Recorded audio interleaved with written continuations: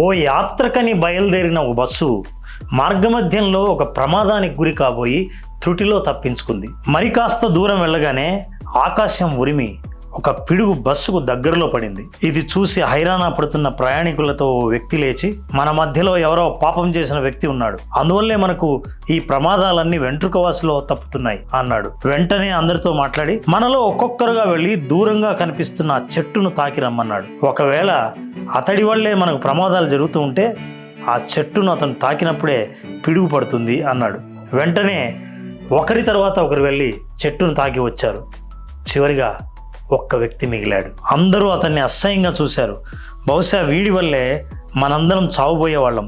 చెట్టును వెళ్ళి తాకి రమ్మన్నారు.